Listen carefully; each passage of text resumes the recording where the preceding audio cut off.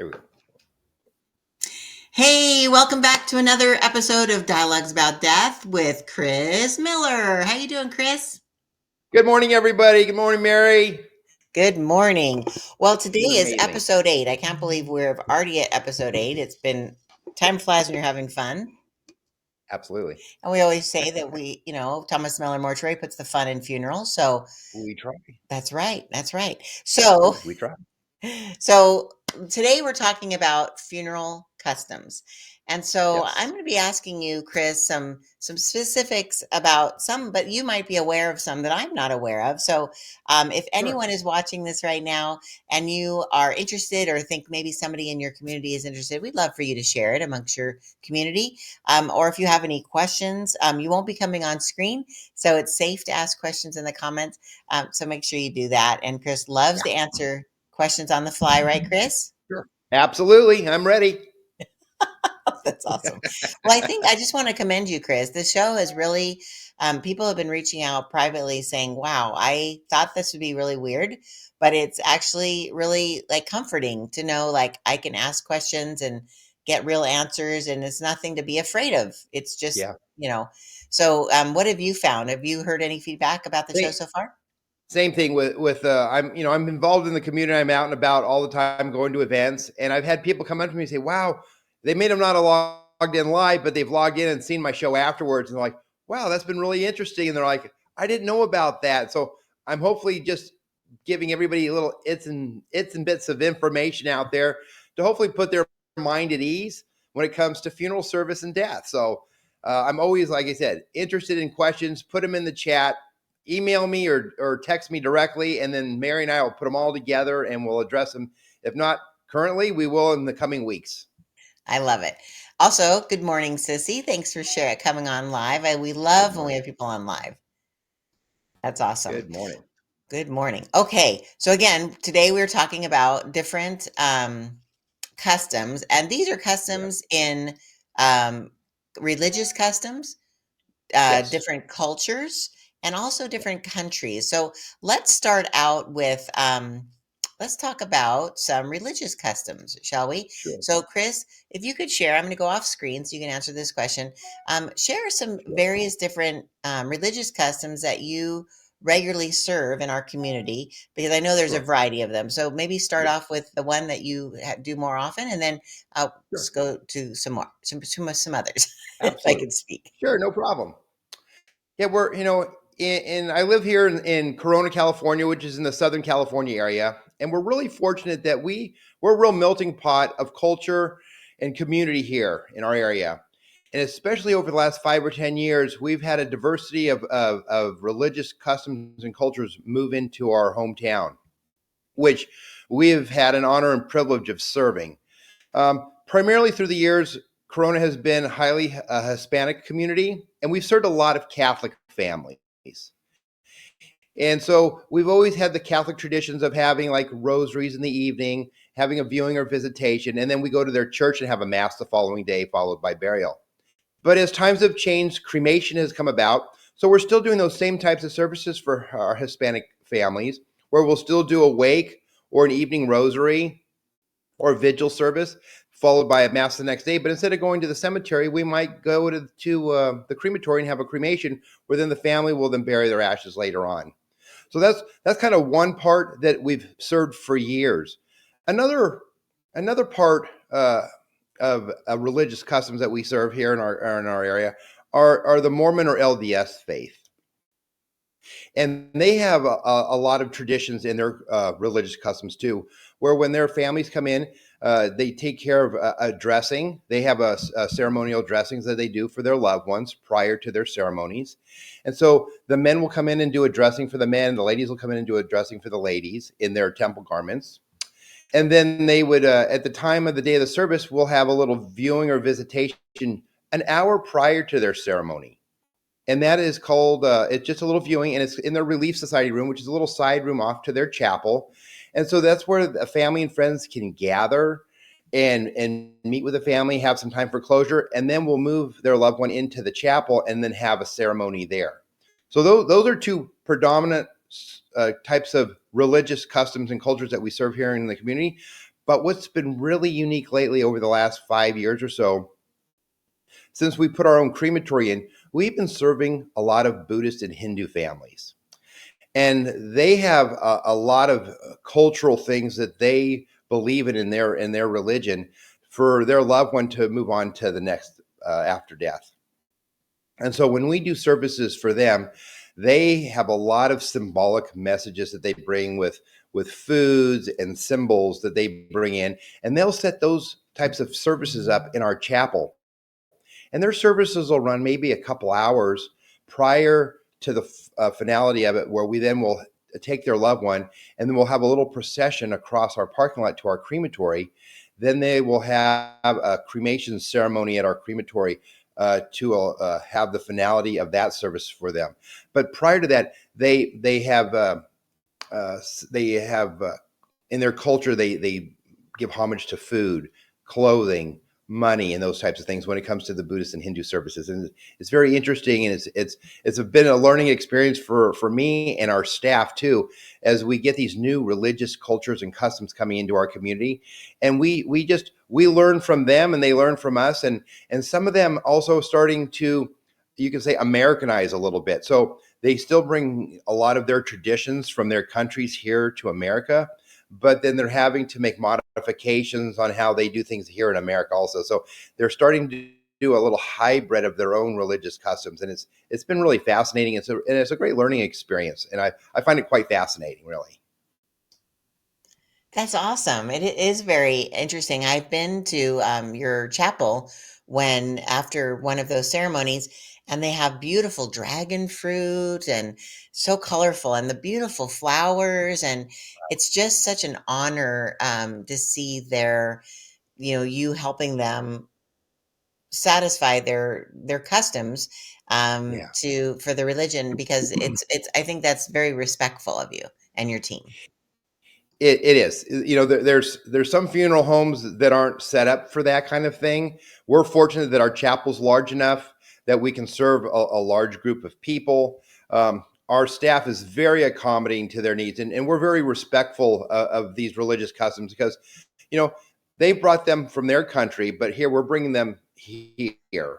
And those people should have that opportunity to celebrate their loved one in their culture that they have, and we're very respectful in opening up our funeral home to make it their home for the day while they're having their time of celebration and remembrance.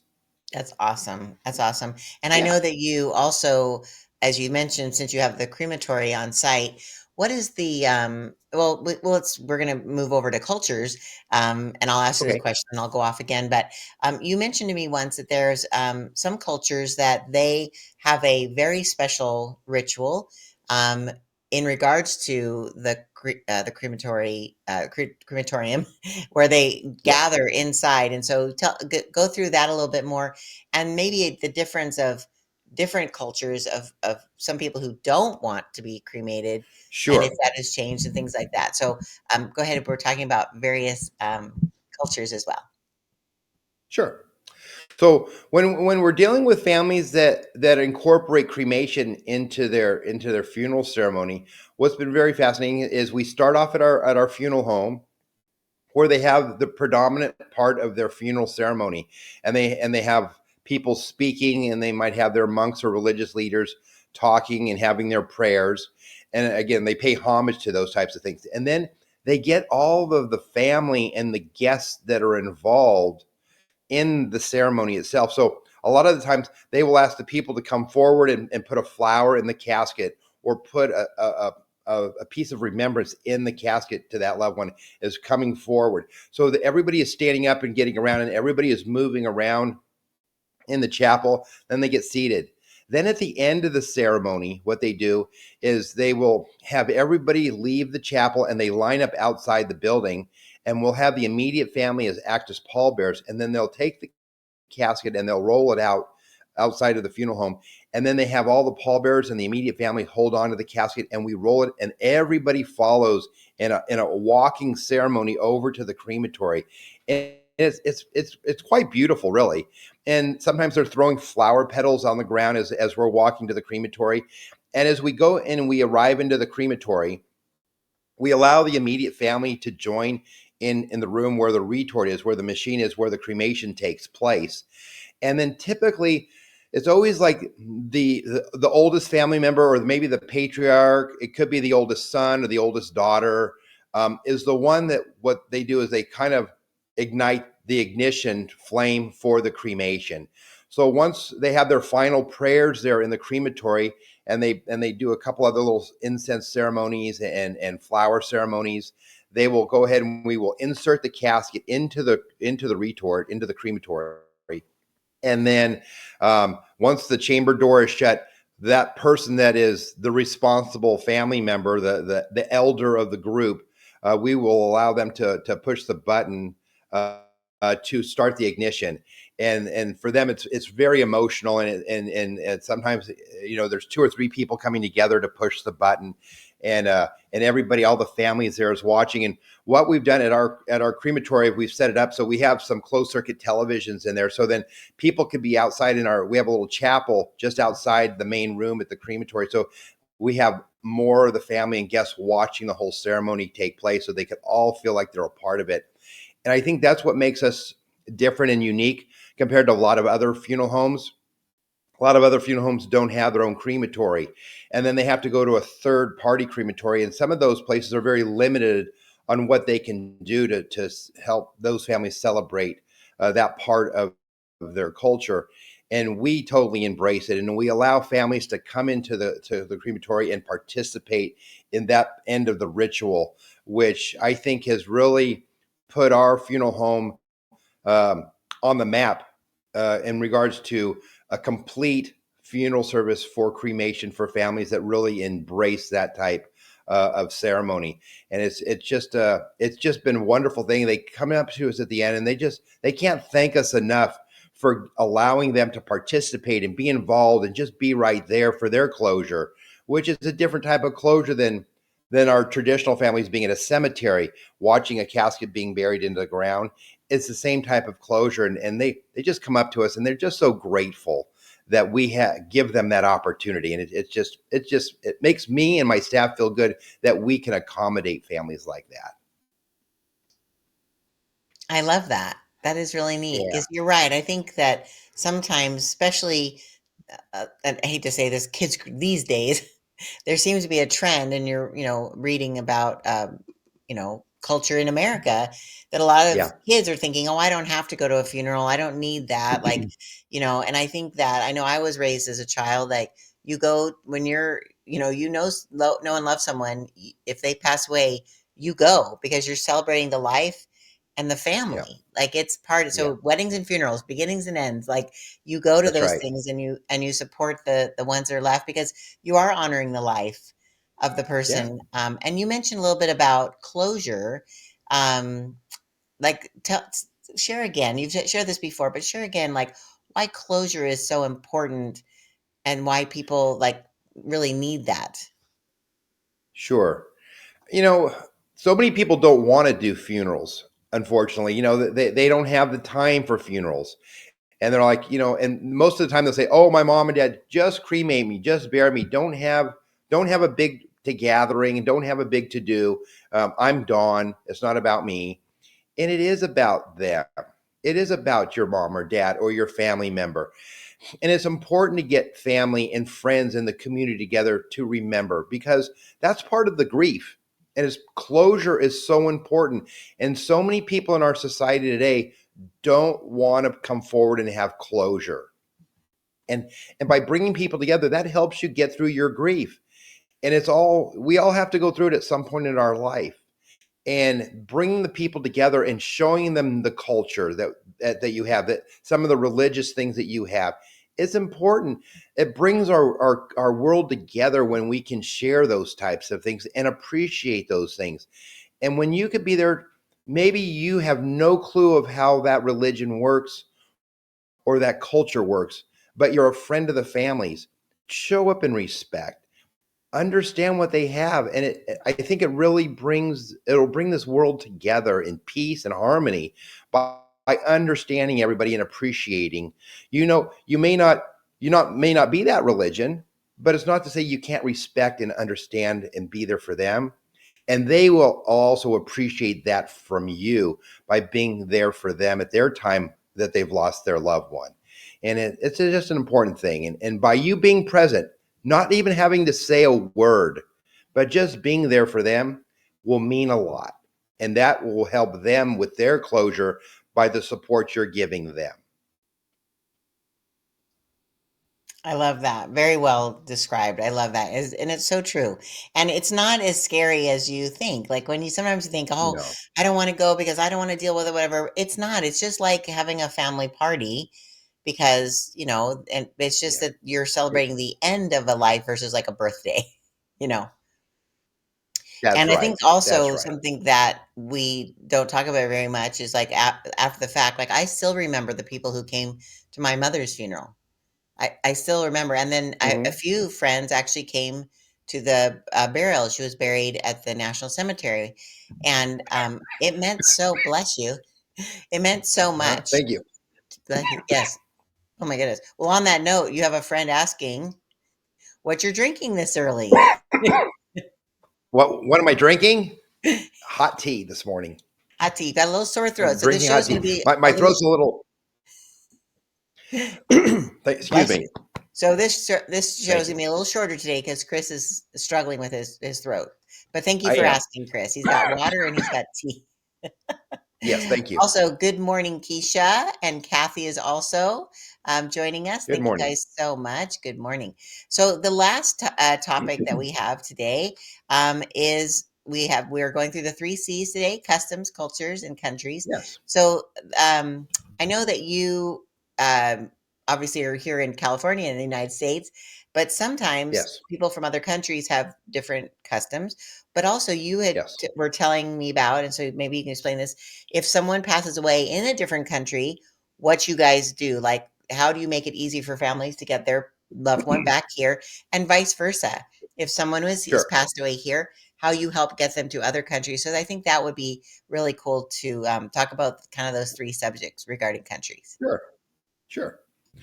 So when someone passes away, if someone here is visiting our country, and we deal literally on a monthly basis, we're shipping people back to Mexico or we're shipping them back to the Philippines. We have a high population of families that have their family living here, or they could have been visiting on vacation and they've passed away here in the Southern California area.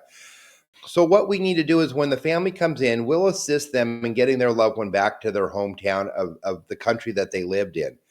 And so the process does take a while. Some people don't understand that it could take 10 to 14 working days, sometimes a little longer, because we need to get all the documentation done here locally, get it all approved from our local agencies, the county and the state. Then when it comes to Mexico, we have to translate all those documents into Spanish. Once we translate all those documents to Spanish, so we have them in the English and Spanish form, then we have to have them all notarized. Once we get them all notarized, then we have to take them to the consulate. And the consulate has to accept that. And we have to have the person's passport, all of our legal documents for the after death. There's documents for embalming, there's documents for contagious disease, and we have to get all those documents in order. Once we present those to the consulate of that country, and we have them all here in between Los Angeles and Riverside County, we have consulates for every country. We take them there. We have to present them those documents, and then they have to review them. And so sometimes we have to leave them there, and we have to go back the next day. Sometimes my staff might have to sit there 3 or 4 hours while they're waiting to get those things done. Once we get all those documents approved, then we can book a flight. And then what we'll do is we also then need to be in contact with a funeral home on the other end.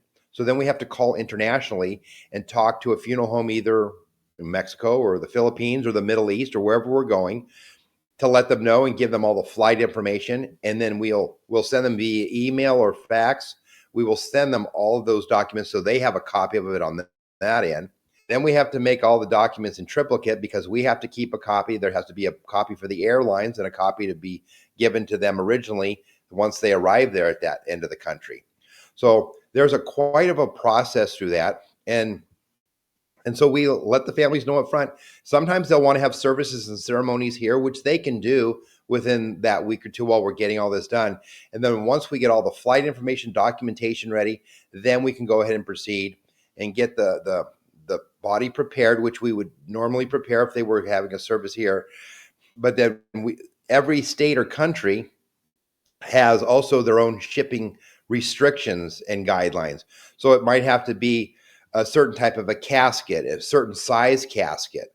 And so we have to make sure that they'll accept what we have here in the United States, because we have certain regulations, but then other countries have regulations, and we have to abide by their regulations because the body is being shipped into their country. So we have to do certain things to make sure that they will receive and accept that person on that end. And so there's a lot of rules and stuff. And we have a little special booklet. We call it the Red Book that we have that we can go through. We also have to sometimes talk to the consulate of that country and see if they have any special requirements from us. But once everything is put together and in order, it usually goes quite smoothly. We've never had an issue where, you know, a body gets to the wrong country or to the wrong place. It always works out well because there's that communication between us and the funeral home and the family, because there's typically has to be some family on the other end too to accept that also. So it's something that you can say we specialize in because we do it quite often. So a lot of families entrust us in getting their loved one shipped across the country or around the world, which is come somewhat intriguing and kind of a cool thing, because you're working with those other countries and cultures to find out exactly what we need to do to make sure we get their loved ones safely for them to be buried or cremated back in their own home country. That's so fascinating. But bottom line, Yeah. you handle all those details. The family who is in grief mode and is overwhelmed, Yes. they don't have to do a thing. They just call Nope. you and you do everything. You're full concierge for We're them. full service. We are full service. So we will have to sit and talk to the family about getting some information, you know, Sure, and some sure. of their documents, their passport or visas and stuff. But we make all the phone calls. We do all the coordination. We do all the running around. And there is a little bit of an extra fee for that because it's a Sure. lot more time consuming and takes time to do all that. Of But course. we take care of all that for the family. Yeah. Yeah, that's fantastic. And then you were mentioning Yeah. just like burying someone in a coffin, but you can also do the same thing for if they want to be cremated here and just the urn sent, I'm assuming. That is correct. We can do the same thing with the urn. And if we do just the urn, then we have to do the same type of letters for burial. And then we have to do them for the crematory too, saying it's only the ashes that are in the urn. So Right? then and we're not putting paraphernalia inside the urn that we're shipping because it all has That to be happens? sealed. Well, I don't know. I mean, we put You ashes don't. in, and yeah, yeah, but it can happen. That sounds like a movie on Netflix or something. Well, there's movies all the time that do those crazy things, but Yeah. no, we have to put it. And sometimes it can't be a metal urn; might have to be a wooden urn or a plastic urn, so we have to find out what that country will accept because sometimes we can't ship. We're restricted on the type of things we can ship. Okay, interesting. Well, Yeah. that's great. So you work with all the different things. In fact, Kathy chimed in about closure, and you're right. Celebrating life is so important, and it makes you feel good. It makes the people who've known your friends feel good, your loved ones. So, yes, we actually have a lot Yes. of comments coming in that aren't coming up on the screen. So, just wanting you Okay. to know that Sherilyn McKinney said this is important and relevant information that we're disseminating. So, I'm so glad this is resonating with you, Sherilyn. Good. And Thanks. Kathy also said the airlines may also cause a delay due to their schedule. So Yes. that's something that you guys would coordinate as well. That is correct because every airlines, typically there's typically a human remains on almost every airline flight. But they Really? can only allow one up to maybe two caskets down below where the cargo is because they need to keep the plane balanced. So it's one of those things where there's weight restrictions and size restrictions based upon the flight. And that's why sometimes we can't get a certain flight because they're already booked with other people, or there's too much cargo going on there because they can only put a certain amount of weight in cargo on every flight. Oh my gosh. That's Yeah. wild. I had no Yeah. idea. So Yep. pretty much every flight you have to deal with that? Every flight going out there, there's I would say 80% of the flights are going to have a human remains on there. You don't even know about it because Wow. they always put them on early before you go out. When you're out looking outside, you're always just looking at the light. Those things are already done, and you won't even see it. Wow. It's just done under the rug, like. Okay. Yeah, Well, hopefully that won't freak anybody out because it's on every flight and that's just fact of life. it's all It's just part of it. happens. It's all part of it. Death and taxes, right? That's right. Every's going to happen to everybody. So, That's right. well, thank you, Chris, for this information. This was very fascinating. Yeah, Yeah, Haley just said, "The more you know." How crazy, right? that's right. Every day you get to learn a And little it's bit all more. yeah, and it's okay. It's all okay. Yes. Oh, That's right. Sherilyn even said, "Wow!" Right. When her comment came through. Yeah, it's just fascinating, and I think that again, this is information for cocktail parties as well, Chris. So thank you. You bet. Something interesting to talk about, right?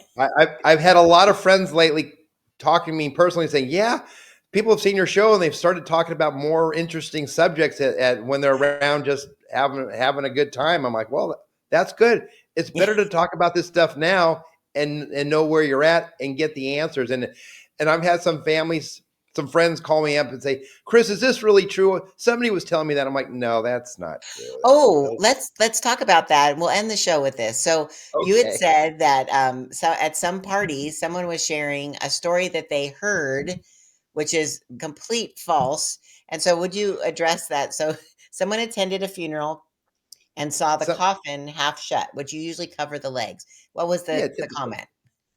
Well, the person had asked if we cut the person in half to put them in the crematory to fit them in the retort. And I said, absolutely not. I go, why would we go through that effort of cutting somebody up to put them in the retort? They're going in as a whole person and they're going to be cremated into ashes. So I said, no, Okay. we don't do stuff like that. But we do, if a person does have a pacemaker, we have to make an incision and remove that pacemaker because that pacemaker could explode and put a hole and damage my machine. So there Right. are incisions made to remove those types of things, but there's no need to dissect a person or do an autopsy or break them down to do No. a cremation. That's not necessary. No. No. No, And no. also in the casket, you out of respect, you cover their legs, and so it's just the top of their That's body that correct. shows. There are some cultures that like to see the whole body, and so we'll open up the whole thing so they can see everything from head to toe. But typically, through time now, typically we're only going to see people from the waist up. We're only going to see the upper part because there's no need to really have to see the waist or the legs of a person. So it's No. just always been very private down there, because below the belt is very private. So we just keep Exactly. that out of view. But Yeah. but again, I think we said in another show, you do put shoes and pants or We put skirts or whatever. underwear and undershirts and shoes and socks. And if we put on, if anything, if people want a pair of boots, cowboy boots, we'll get the boots on there. It's not easy to get boots on somebody, but we'll get Right. their boots on if that's what if their wishes are. Buried with your boots on. I've heard that in a song. That's right. That's right. That's right. Well, Chris, this has just been a fascinating show. Thank you so much. And also, I want to put it out You there, bet. if you're watching this on replay and you have questions, please put them in the comments because we'll circle back. Also, if you have any ideas for future shows, like questions you'd want Chris to answer, I know looking behind you, you've got those cute bunny on Yeah, display. Easter is coming up this Sunday, so we it want to is. wish everyone a blessed Easter. It's a time for we celebrate the resurrection, and today is Good Friday, which is the day we It is. celebrate the death of Jesus, Yes. right? And so, There how you appropriate that we're having dialogues about death on Good today, on Friday. Good Friday. Yeah. Yeah. So, anyway, so thank you, Chris. I appreciate. Hope you feel Thank better, you. and we'll see Thank you you very guys much. on. I'm so sorry. Nope, I'm good. I'm just clearing my throat. Oh. Oh goodness, we need to take some rest. All right. So thanks So, again, everyone, for showing up live. Thank you for the watching the replay, and we'll look forward to talking with you again in the next Dialogues About Death with Chris Miller. All right. great. Until Have, then. have a great Easter, everybody. Take Okay. care. All right. God bless. Bye bye.